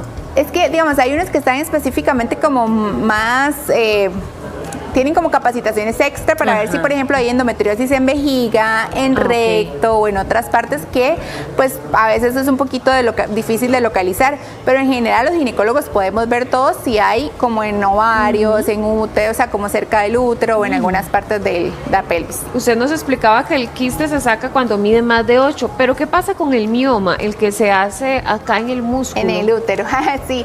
Digamos, bueno, hay unos quistes que de menos de 8 centímetros que también hay que sacarlos, pero depende de las características. Y en el útero va a depender mucho de dónde esté, qué síntomas nos está ocasionando, ¿verdad? Porque si es pequeñito, como de 3 centímetros, y no está causando ni dolor, ni sangrado, ni ninguna molestia, y no crece en el tiempo, no es necesario sacarlo. ¿Un mioma se puede convertir en cáncer? No es que se pueda convertir en cáncer, pero digamos, a veces sí, uno tiene características que lo hacen sospechar de que podría ser algo, por ejemplo, que tenga más vasitos de lo normal, que vaya creciendo en el tiempo, pues a veces es mejor quitarlo para biopsiarlo, porque a veces es un poquito difícil.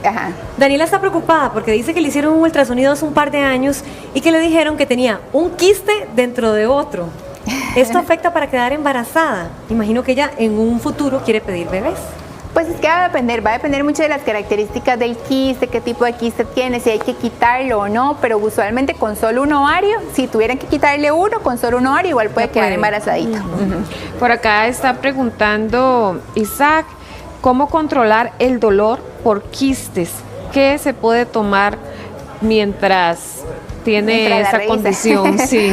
Bueno, digamos, podemos usar cualquier medicamento para el dolor, como alguna Ines, ¿verdad? Ibuprofeno, Dalivium, cualquier cosa, pero lo más importante es que vayan a la consulta para ver qué quiste es y ver si hay que quitarlo o no hay que quitarlo o qué hay que hacer, porque tratar sobre el dolor es como nada más para esperar, pero hay que ver qué es y qué hay que hacer. Bueno, Isaac, llévele a la gine, además darle la pastilla. Pero muy bien por preguntar, Isaac, muy bien. Vean, tenemos a Carol y esta es una pregunta muy frecuente, parece mentira, pero ¿la histeroscopía duele? Vieras que es que el umbral del dolor de todas las personas es muy diferente, pero usualmente no es un procedimiento doloroso. Pero vayan con la doctora. Las espero. Muy bien. Por acá Amor está preguntando que qué siente uno de manera externa cuando hay algo que anda mal en nuestro sistema reproductor para saber si tiene que ir a visitarlo. Miren que eso es algo muy interesante porque no siempre hay síntomas, no siempre. Entonces, lo ideal es lo que ustedes dijeron, el chequeo anual. ¿Por qué? Porque no siempre tenemos síntomas. Entonces, la mejor manera es detectar a tiempo, antes de que dé síntomas. Ok. Tenemos la pregunta de Karen. Karen, aquí está. Bueno, ok. Bueno, dice que excelente tema. Muchísimas gracias, Karen. Ella dice que es un tema bastante profundo, que a ella le detectaron un meoma muy grande y no tenía sangrados ni ningún síntoma que causa esto. Lo que sí tenía era un cáncer de ovario etapa 3. Qué delicado. Bueno, además de esto, quistes y todo el combo completo. Dice que ella siempre se revisa y que, bueno, imagino que con esto insta a las personas a que hagan lo mismo. Así es, eso es lo importante, la prevención, porque es que el cáncer de ovario a veces no da síntomas hasta que ya es algo avanzado. Entonces siempre, si llevamos un control anual, podemos detectar a tiempo y tratar antes de que sea ya algo avanzado. Vieras que dice doña Roxana que a ella le hicieron una histerectomía y le dejaron los ovarios. A veces ella siente un dolorcito, como que algo se tuerce adentro y pregunta, ¿será que hay algo que anda mal? No, o sea, no necesariamente, pues habría que revisar a ver si tiene algún quistecito o algo, pero digamos, mientras tenga los ovarios va a seguir ovulando, va a seguir teniendo molestias de la ovulación, entonces puede ser perfectamente eso, pero mejor revisar. Mejor. Si una persona no tiene útero, la orina tiene que ser totalmente limpia. Es que no, digamos, el útero y la orina son como separaditos, entonces la orina normal, debería ser. Debería ser normal. Sí. Vieras que Lupita nos cuenta que la chiquita de ella tiene 16 años y sufre de dolores intensos con su menstruación. En ocasiones tiene retrasos de hasta 2 meses y más. A ella le preocupa porque los dolores son demasiado fuertes. ¿Qué puede hacer? ¿Qué edad tiene? 16. Sí, o sea, a esta etapa es muy frecuente porque todavía no hay una madurez del eje del cerebro y los ovarios. Sin embargo, pues siempre es bueno hacer examencitos hormonales, ver el ultrasonido que todo se vea bien. si en el ultrasonido se ve bien y todo está bien, se le puede dar algo para regular un poquito las reglas y para que le duela menos. Lorena nos dice que estuvo sangrando por miomas, pero esto se paró.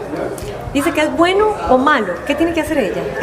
Bueno, es que es algo bueno, obviamente que no esté sangrando, pero habría que ver si los miomas crecieron, si están iguales, si tienen algún tamaño que sea mejor quitarlos, si están muy vascularizados. Entonces básicamente va a depender de cuáles sean las características de ese mioma.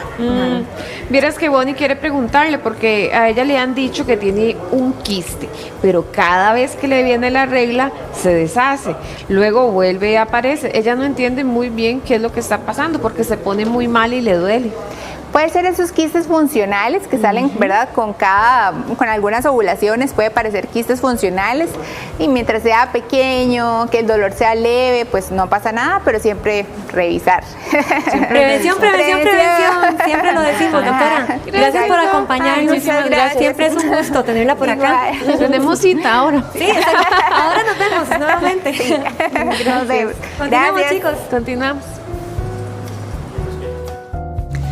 Sentir dolor después de una cirugía es normal, Rafa, es claro. normal. Pero, ¿qué tanto debe dolerme? ¿Es normal que ya comience a bajar ese dolor y después aumente?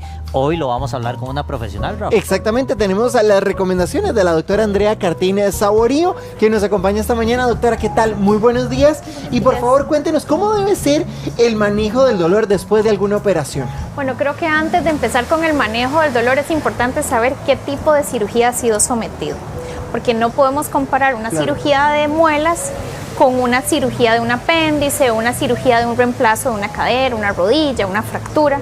Entonces va a basarse básicamente en el tipo de cirugía, y así va a ser el tratamiento posoperatorio inmediato y el tratamiento después. Doctora, ¿y qué efecto tiene sobre el estado físico y también emocional después de una cirugía? Qué buena pregunta. Es importantísimo tener un adecuado control del dolor, porque si ustedes piensan un poquito en el dolor, es una sensación desagradable y va a depender de cada uno de nosotros. No va a ser el mismo dolor lo que puedo sentir yo o lo que vos podés sentir. Por ese motivo es tan importante hacer un adecuado control del dolor, y muchas veces en el dolor posoperatorio los médicos mandamos medicamento en horarios fijos para tratar de evitar las crisis de dolor. Claro. Ahora bien, doctora, por ejemplo, cuando se tienen esas crisis de dolor, ¿cómo se evalúa la intensidad del dolor para buscar un tratamiento que sea realmente a la medida, verdad? Creo que aquí es importante individualizar cada caso. Si bien es cierto, nosotros utilizamos escalas visuales análogas que pueden ser con números o dibujos como para darnos una idea, va a depender muchísimo de cada uno de los pacientes. A mí me gusta hacerlo un poquito más integral y identificar cómo el dolor le está afectando a usted en sus actividades de vida diaria, ¿verdad? Tal vez te operaron de una muela y resulta que estás con tanto dolor que no puedes comer. O te operaron del apéndice y fue una apéndice complicada y no puedes dormir bien o no puedes ir al baño. Entonces es importante, porque entonces tenemos que hacer un manejo o un abordaje integral para ese dolor. Sí, doctora, ¿cómo se adapta ese tratamiento a las necesidades reales del paciente, que es al fin y al cabo el que está sintiendo ese dolor ahí? Claro, correcto. Es importantísimo porque hay que saber si tiene antecedentes de alergias, qué enfermedades tiene, qué tan activo es esa persona, o a veces hay procedimientos ambulatorios que a veces hoy me operaron y mañana voy a ir al trabajo. Todos esos pequeños detalles hay que tomarlos en cuenta para poder dejar un esquema analgésico. Claro. Doctora, evaluemos el dolor tal cual fuese una escalera, ¿verdad? Por ejemplo, un dolor leve, ¿cómo debería uno de tratarlo en la casa? Porque a veces uno siente el dolor pero no sabe qué hacer. Claro, obviamente a veces hablemos de un dolor muy leve o en mi constructo de un dolor leve, tal vez que uno se maje un dedo, ¿verdad? Entonces obviamente en ese momento uno llega y abre el tubo y le echa agua y se toma tal vez algún medicamento sencillo, hielo, exacto, ¿verdad? Y funciona muy bien. Pero puede ser que tal vez ese dolor siga y resulta que no fue una sencilla majonazo de la puerta, sino que resulta que tal vez tengo una fisura o tengo una fractura. Entonces ahí probablemente necesito ser reevaluado por un médico y que mi esquema analgésico pues aumente. O sea, analgésicos, el primer escalón. El primer escalón es analgésicos. Ahora, doctora, ¿qué pasa cuando una persona viene de una cirugía, comienza a recuperarse, el dolor comienza a disminuir, pero al cuarto, quinto día comienza a aumentar otra vez el dolor? Sí, súper importante. Cuando uno tiene una cirugía es esperable que en los primeros 3 a 5 días el dolor esté alto y empiece a bajar. Pero cuando ese dolor se incrementa en forma inesperada, es importante que ese paciente sea nuevamente valorado por un médico. ¿Por qué? Porque digamos que fue un paciente que se hizo un reemplazo de cadera y está con un dolor terrible. Mira, resulta que pudo haber sido que se haya caído, que tengamos un problema con el reemplazo de la cadera o que esté reiniciando terapia física y a moverse más y por eso necesita tal vez que le extendamos el analgésico. Claro. ¿Verdad? Ahora bien, entonces, cuando la morfina o medicamentos más potentes ya ahora sí son la alternativa, ¿cómo sabemos que ya ese podría ser el camino, doctora? Bueno, siempre es importante conversar eso con el médico porque estos medicamentos pueden generar efectos adversos a largo plazo muy importantes. Entonces, no podemos decir que todos los pacientes están para ese tipo de medicamento, sino que deberíamos de evaluarlo y definir si realmente necesita eso o necesita alguna otra cosa, como alguna infiltración o más terapias complementarias, como, no sé, terapia física o terapia ocupacional, para ayudar a que ese dolor se controle. Bueno, doctora, usted nos mencionó la infiltración o los bloqueos nerviosos. Los bloqueos nerviosos. ¿En qué momento ustedes recomiendan que se apliquen? Bueno, hay como varios momentos en los cuales podemos utilizar este tipo de infiltraciones. Hay ciertas cirugías que desde previo o en el momento que te van a hacer la anestesia también hacen anestesias regionales o infiltraciones en esos momentos. Por ejemplo, los implantes de mama, las cesáreas que les hacen los bloqueos aquí en la espalda, ¿verdad? Los epidurales o los reemplazos de articulaciones en donde duermen la articulación y entonces tratamos de que ese dolor postoperatorio inmediato sea menor y que sea más sencillo que la persona se reincorpore a la normalidad. ¿Cuándo conviene combinarlo con antidepresivos y relajantes, verdad? Que muchas veces dicen que esa es la combinación perfecta, sí, claro. No solo para no sentir dolor, sino para mantener más su efecto. Pues básicamente ahí sería cuando este dolor postoperatorio ya se está complicando y se está convirtiendo como en un dolor crónico, o sea, este dolor ya está generando un impacto en mi calidad de vida, en mi diario vivir. Entonces, en esos momentos es que uno utiliza antidepresivos o otras alternativas de medicamentos, o otra alternativa en la cual podemos utilizar son en estos dolores neuropáticos.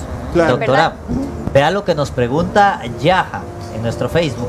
Ella dice que le hicieron una cirugía de un lipoma a un costado de la costilla izquierda. Híjole. Estaba muy profunda. Dice que me cosieron 3 veces o 3 y ya con mes y medio en ocasiones le causa dolor. No intenso como al principio, pero sí hay dolorcillos. Claro, es que imagínate que entre las costillas hay un paquete nervioso grandísimo, porque no es solo las costillas, sino que todos esos nervios se encargan de dar los movimientos y la parte nerviosa de los órganos internos. Entonces, esa zona siempre va a doler mucho y es muy probable que dure más en recuperarse. Hay medicamentos como anestésicos locales, como antidepresivos, porque ese tipo de dolor es un dolor más neuropático. Entonces, probablemente un opioide ahí no va a funcionar tanto. Ahora, estas famosas terapias, doctora, de frío, de calor o incluso de relajación y respiración que se escuchan que ayudan a una mejor recuperación, ¿es esto cierto? ¿En qué momento, de ser cierto, nos podrían ayudar? Yo creería que es una manera de manejar el dolor de todas las aristas, ¿verdad? Todas las terapias complementarias, frío, calor, corrientes, magnetoterapia, todo eso ayuda a mi recuperación. Y si es una cirugía a la cual le tenías mucho miedo o es una cirugía que genera un impacto emocional muy grande, pues probablemente todas las técnicas de meditación, terapias cognitivos conductuales nos van a ayudar a otra vez, como quien dice, a resetear nuestro cerebro que ha estado con mucho dolor para lograr manejarlo de mejor manera.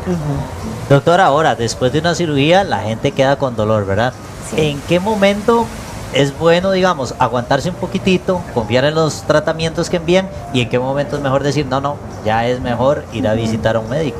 El dolor postoperatorio, como les digo, su momento en donde sube y baja en forma importante, que usted lo ve, ¿verdad? Es en el postoperatorio inmediato. 5 días. Sí, más o menos digamos en el inmediato hasta unos 5 días que ya tiene que empezar a bajar. Lo importante es que usted siempre esté en contacto con su médico para que su médico le esté dirigiendo y que vea los signos de alarma por los cuales tenemos que consultar. Claro. Interesante. Ahora bien, doctora, una persona que siempre tiene dolor crónico, ¿verdad? Y está acostumbrado, ay, me duele aquí, me tomo algo, ¿qué podría estar pasando realmente en su cuerpo? Bueno, es importante saber que cuando nosotros vivimos con mucho dolor, esto genera cambios en las conexiones nerviosas y a nivel cerebral. Entonces ya el dolor empieza a generar un impacto en nuestra vida, en nuestra cotidianidad, en la calidad de vida, y por ende tal vez en esos momentos necesitamos algunas otras terapias complementarias para enfrentar ese dolor y poder seguir viviendo. Claro, doctora Andrea Cartín, vea, muchas gracias por Mucho venir a hablar de gusto. este Muy tema amable. tan interesante. Gracias. Muy agradecidos con usted, y Maricris, Rafa y yo y Charlene tomamos nota. Por supuesto.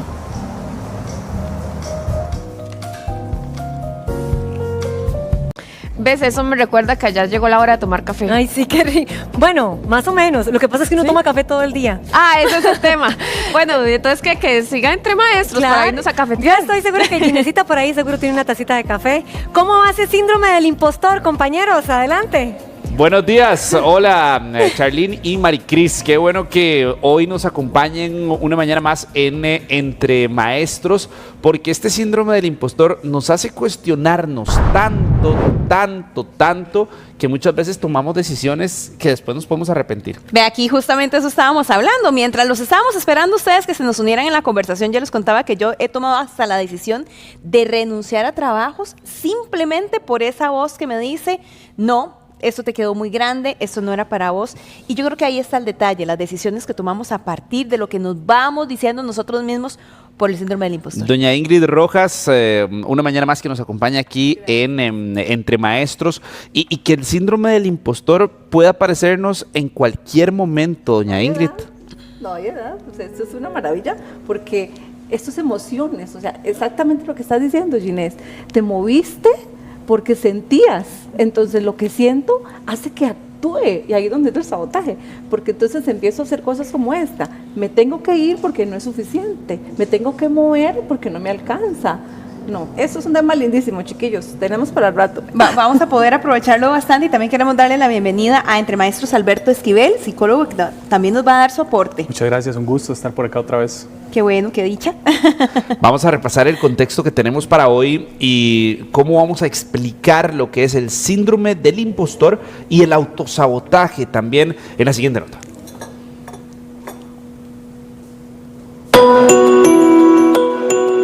Hay momentos en los que, aunque se haya trabajado, estudiado y demostrado que se tienen las capacidades, aparece una duda. ¿De verdad se merece esto? El reconocimiento llega, pero en lugar de satisfacción, aparece el temor de no estar a la altura. Cuando esa inseguridad empieza a ganar espacio, también aparece otro problema, el autosabotaje. Son conductas que pueden hacer que una persona postergue una oportunidad, dude de sus propias capacidades o incluso se imponga obstáculos justo cuando está cerca de alcanzar una meta. El llamado síndrome del impostor no es un diagnóstico psicológico, es un fenómeno relacionado con la manera en que una persona interpreta sus propios logros. El síndrome del impostor o autosabotaje es una condición, quede claro que no es un trastorno mental, es una condición que responde al estrés, porque las personas a veces se exigen demasiado.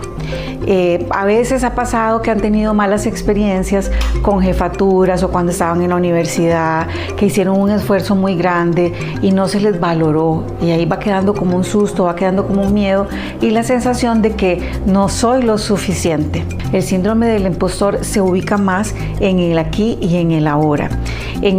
A lo que llamamos a lo tico nos serruchamos, pero tiene mucho que ver, te decía, que con el ambiente y con quien gestione en un trabajo a las personas, digamos la gestión humana, si hay preferencias, si hay maltratos, si hay abusos de trabajo, si hay explotación de trabajo.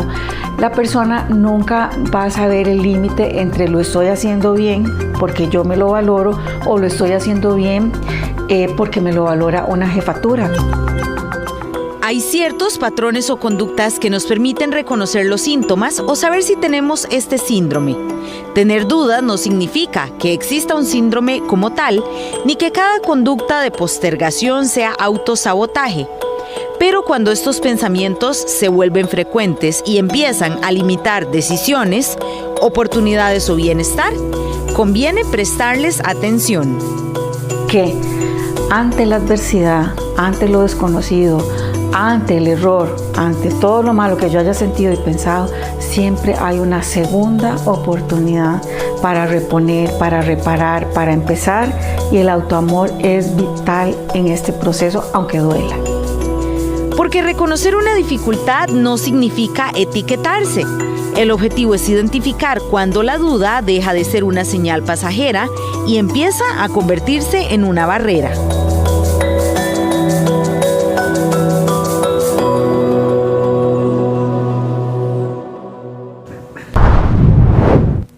Yo estoy segura que allá en casa también muchos se sienten identificados con el tema del síndrome del impostor, porque han escuchado esa voz que les dicen, no participe en ese trabajo, la verdad es que no es para usted. O una vez que lo tiene empieza a decir, no, es que la verdad a usted ya ahorita la van a despedir porque esto era demasiado grande. Así que empecemos por definir qué es el síndrome del impostor, Alberto. Perfecto. Cuando nosotros hablamos del síndrome del impostor, estamos hablando de nosotros mismos alejarnos de nuestras propias metas, ¿verdad? Imponemos conductas en términos del autosabotaje, imponemos también muchas demandas sobre nosotros mismos. Y les voy a poner un ejemplo. Saco una buena nota, es porque el examen estaba fácil, ¿verdad? En ese momento consigo un buen trabajo, bueno, no me lo merezco. Necesito desacreditar todo lo que tenga que ver con mis logros y acredito todo lo que tenga que ver con mis inseguridades. ¿Y de dónde viene ese negativismo también? Porque al final se convierte en una negación completa de nosotros mismos a nuestros logros. ¿De dónde viene, doña Ingrid? Multifactorial, no podemos determinárselo solo a un aspecto. Aquí entra en juego nuestra crianza, el contexto, nuestra psicología, nuestra forma de resolver, porque somos integrales. Bueno, yo siempre peleo por eso, ¿verdad? El ser humano es integral. Entonces, estos factores se van uniendo. Y yo, bueno, voy con mi teoría, chiquillos. Creo que casi que nacimos con esto, porque al ser humano le encanta la aprobación. Y vean lo que dicen las redes sociales. ¿Qué dicen las redes sociales? Capitalizaron justamente esto, ¿verdad? El me gusta, el qué bonito. Entonces, ya eso lo tenemos. Nos gusta que nos aprueben, ¿ok? Pero entonces nosotros no aceptamos esa aprobación. ¿Por qué? Porque algo en nosotros, tal vez de niños, una alta exigencia, una alta comparación de nuestros padres, una alta demanda académica. Un día de estos hablando sobre esto, una mamá me decía, uy, yo le hice mucho daño a mi chiquillo, porque era un 85, uy, súper bien, pero tal vez en el otro pueda ser un 90. Y hizo un proyecto, uy, te quedó bellísimo, pero tal vez el próximo puedes mejorarle la forma en que pegaste las figuritas. Ese afán de buscar la perfección. Es uno de los criterios que más nos lleva, chiquillos, a caer en esto, a creer que no puedo, ¿verdad? Y a hacer lo que estábamos hablando, a dejar botadas las cosas o a no esforzarme porque simplemente ya no va a salir. Entonces, es como por ahí, son diferentes factores, no es como uno solo. Y no es que va a empezar solo en el niño o solo en la mujer, porque esto nace en el 78 por un grupo de mujeres, ¿verdad? Pero ya sabemos que no se queda solo en nosotras, ni que tampoco hay una edad para decir, es en esta edad. En cualquier momento y a cualquier persona puede pasar. Las 10:37 de la mañana, señora, usted que está en la casa, aquí estamos para mamá. Disfruta fibra óptica más TED Max a un precio especial con Colby. Y de inmediato recibimos sus audios al 8883-1111. ¿Le ha pasado esto? ¿Lo han vivido, el síndrome del impostor, o lo han vivido familiares de ustedes? Bueno, así que los esperamos con sus audios al 8883-1111. Yo quisiera preguntar ahora que Ingrid decía que empezó con el tema de las mujeres. ¿Hay diferencias en cómo impacta el síndrome del impostor entre hombres y mujeres? Me gustaría escucharlos a los dos. Ok, vamos a ver.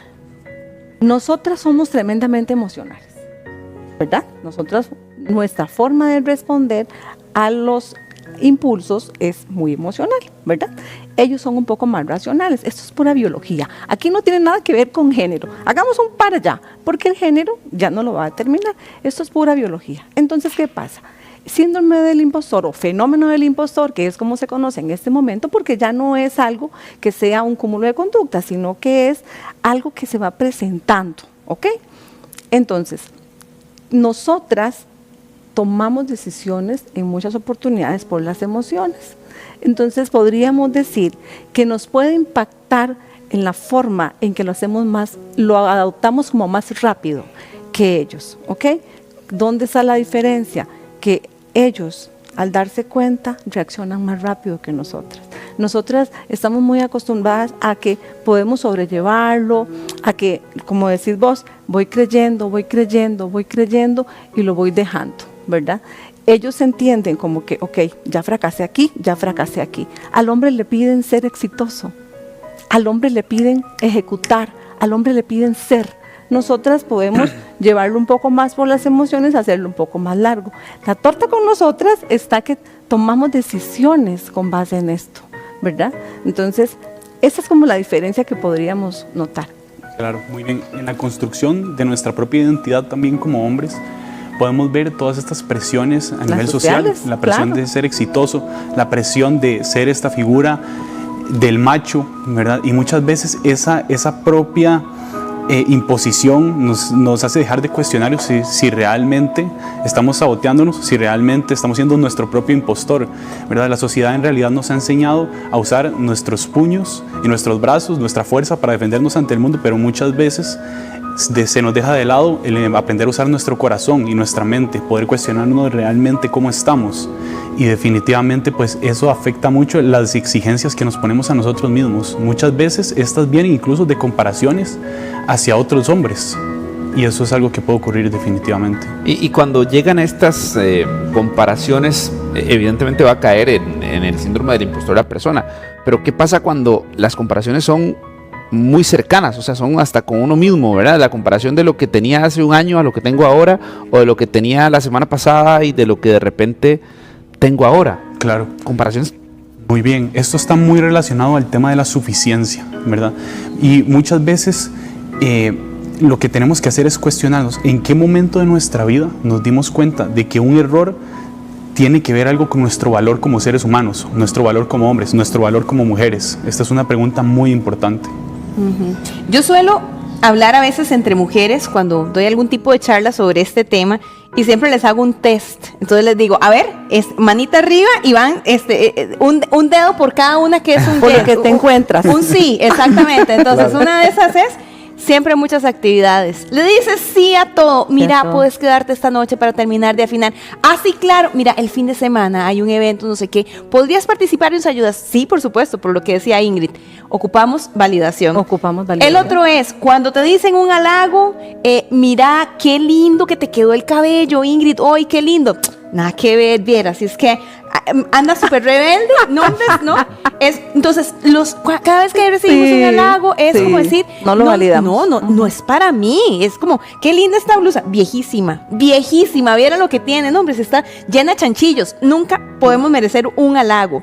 Después, la suerte es lo que está detrás de nuestros logros. Qué dicha que te dieron este trabajo, Alberto. Es que fue que Ingrid no participó. Entonces, por eso fue que me lo dieron, ¿verdad? Gracias a Dios que me lo dieron.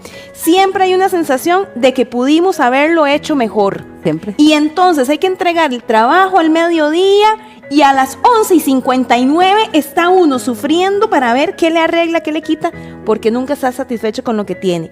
Y la quinta es que van a descubrir que no soy tan buena como los demás imaginan. Y es esa angustia de decir, si fallo en esta, entonces van a conocer a la verdadera impostora que hay detrás. Justamente ese es el criterio que define el término, perdón. Eso es lo que nos define, el fenómeno del impostor. Porque siempre estamos ansiosos y siempre estamos con miedo de que vayan a darse cuenta de que no sé lo suficiente. Entonces me sobreesfuerzo, ¿verdad? Entonces, no sé, vamos a ver, nos invitaron a nosotros para que estuviéramos hoy. Entonces tuvimos que sobreesforzarnos aprendiendo sobre el tema, investigando sobre el tema, trayendo sobre el tema, porque no podemos llegar aquí y evidenciar ante la cámara que no tenemos el conocimiento para hacerlo. Entonces, ese es el miedo que mueve a este fenómeno. Señorito, ¿qué me va a preguntar? No, es que le voy a ser muy sincero y porque cuando hablamos de este tema y lo pusimos en la mesa de conversación para traerlo entre maestros.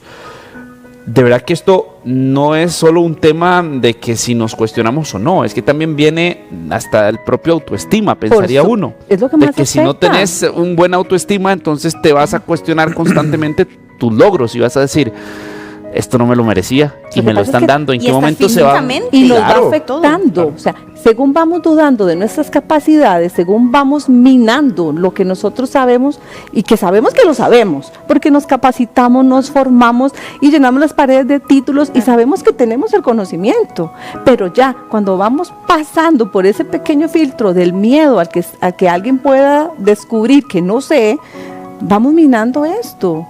Nuestra autoestima, nuestra autopercepción, y vamos entrando en algo que es terrible, chiquillos, porque nos quita la felicidad, nos quita la paz, nos lo quita, que es el perfeccionismo.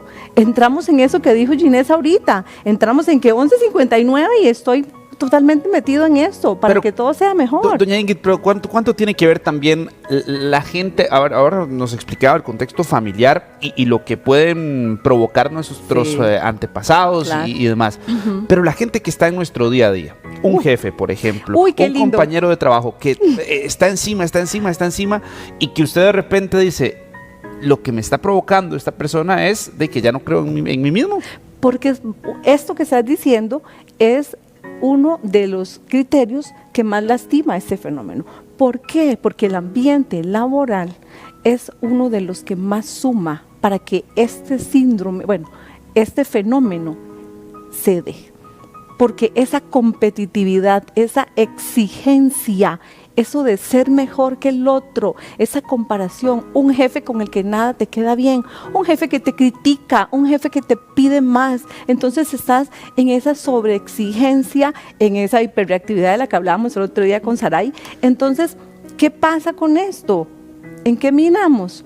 Lo que somos y nos pasamos el padecer de algo, por decirlo de alguna manera, que no está establecido que sea un padecimiento, pero vamos a ponerlo así para que quede un poco más claro allá en casa.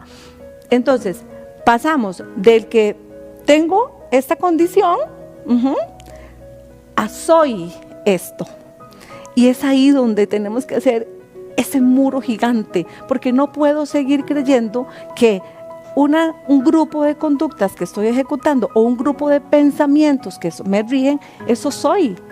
Porque no soy eso, simplemente me estoy moviendo alrededor de lo que pienso que soy. ¿Y qué me genera? Ansiedad, depresión, burnout. Por eso es que te digo, laboralmente esto implica muchísimo, porque nos lleva al burnout, nos cansa la sobreexigencia. Pero ¿cómo diferenciamos también el síndrome del impostor a un tema de exigencia y de no quedarse en el conformismo? Porque, a ver, sabemos también que la competitividad y las ganas de hacer las cosas mejor y de asumir más proyectos y todo, también nos mueve a muchos de nosotros, pero ¿cómo diferenciamos que no es por un síndrome, no es por el miedo a esa impostora que nos habla y que asumimos más responsabilidades y vamos exigiéndonos más, sino que es un real compromiso con lo que queremos hacer? Claro, es una gran diferencia entre el querer hacer las cosas bien y querer hacerlas perfecto. En una me estoy impulsando y en otra me estoy poniendo una exigencia que muy probablemente no voy a poder cumplir, ¿verdad? Es lo que había hablado doña Ingrid del perfeccionismo. Justamente ahí, es muy distinto que yo diga, me encantaría venir acá y que me vaya muy bien en la entrevista, a que yo diga, me tiene que ir perfecto en la entrevista, o de lo contrario, eso quiere decir que yo soy un mal profesional, ¿verdad?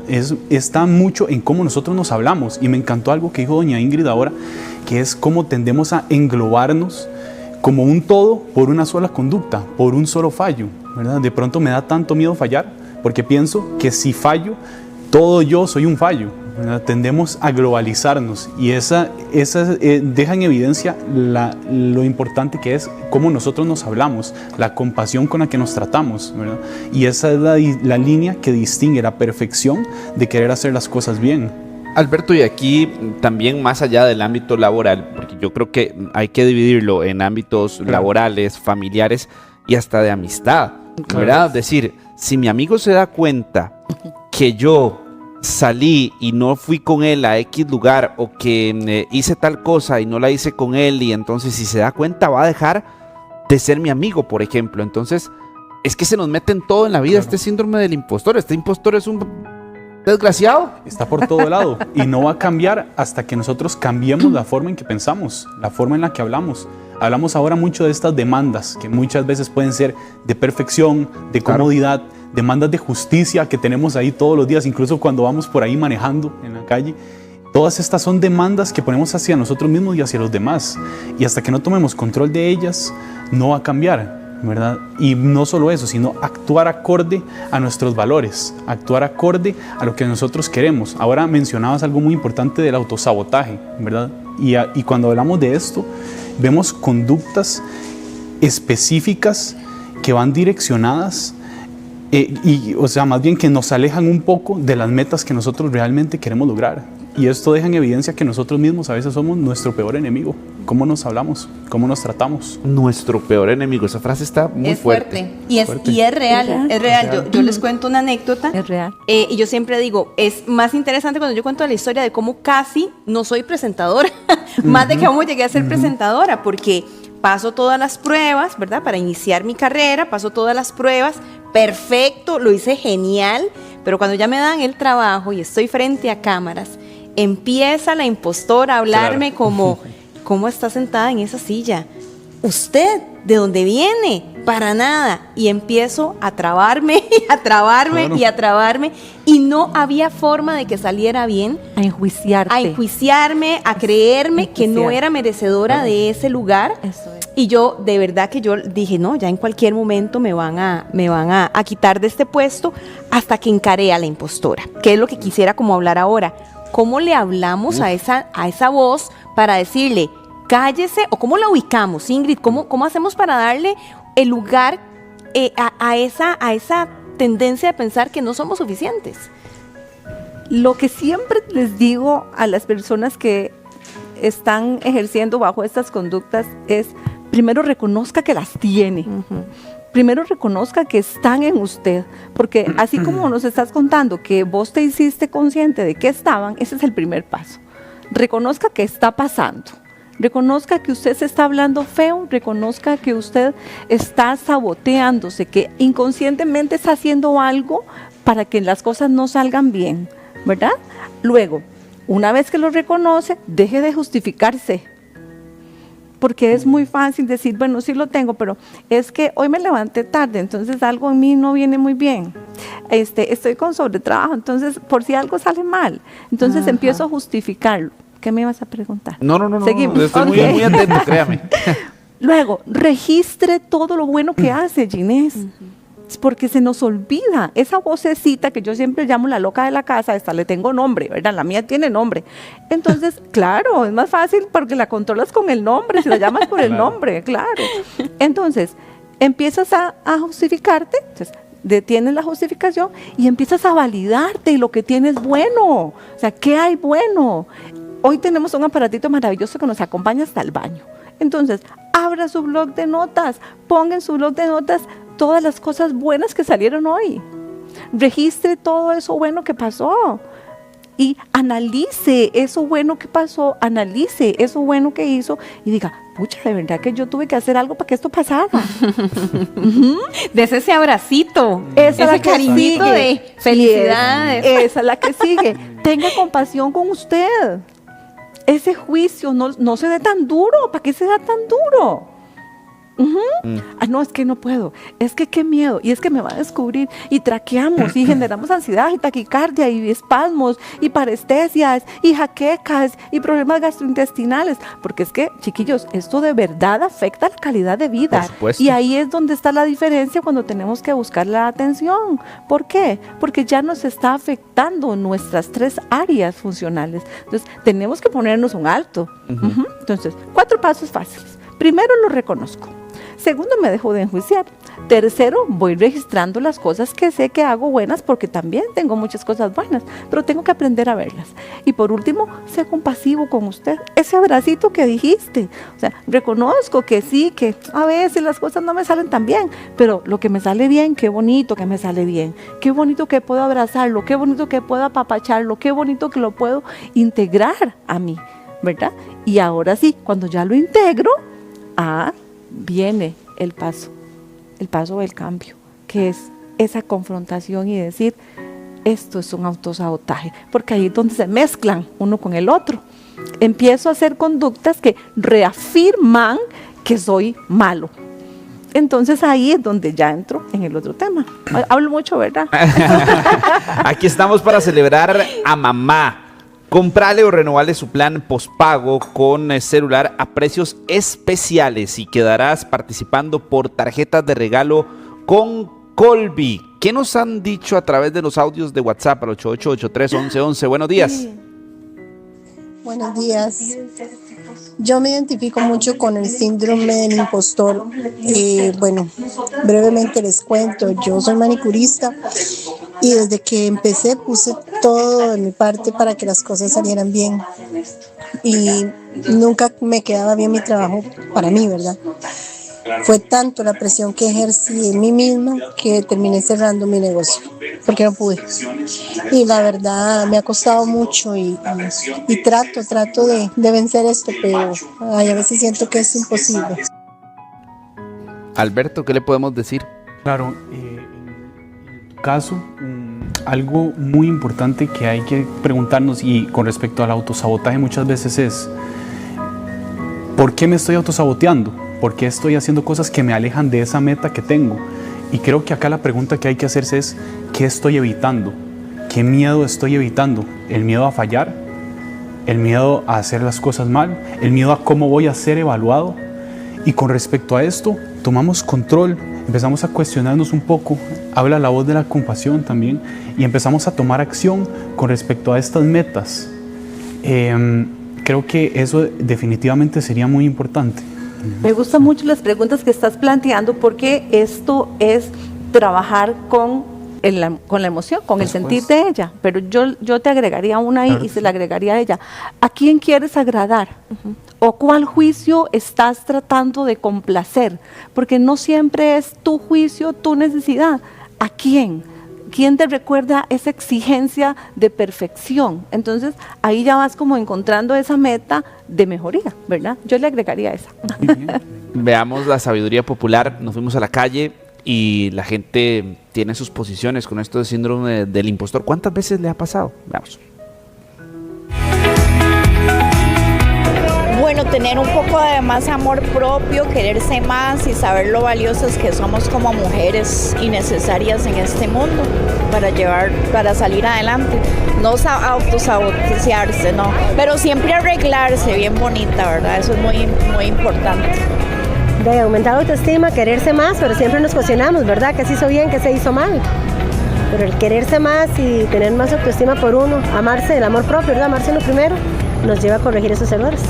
Ay Dios, es difícil, pero sí, casi siempre uno se sabotea y piensa, ¿verdad? Si estaría actuando bien o no, pero ya, yo pienso que tranquilo y conversar siempre las cosas, ¿verdad? Y tratar de hacerlo mejor.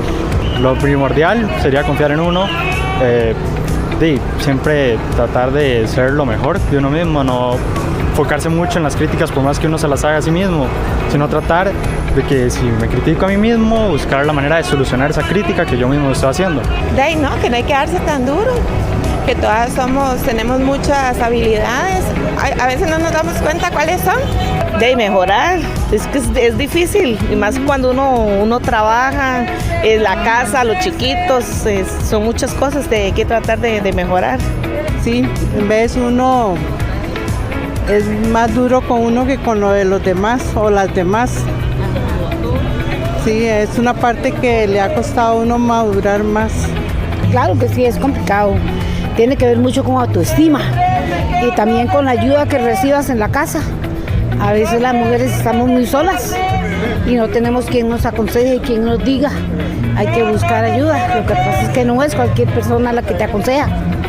Tiene que ser un consejo profesional. En ese contexto prácticamente que anularía la crítica, ¿verdad? Porque al fin y al cabo para algunas personas será bueno y para otras no, ¿verdad? Y eso pues prácticamente está influyendo, ¿verdad?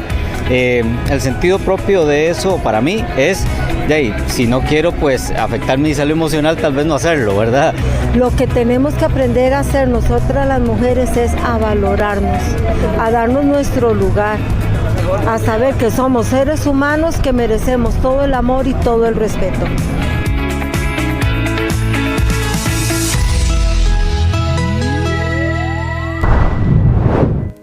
Esto es Entre Maestros. Hacemos una pausa.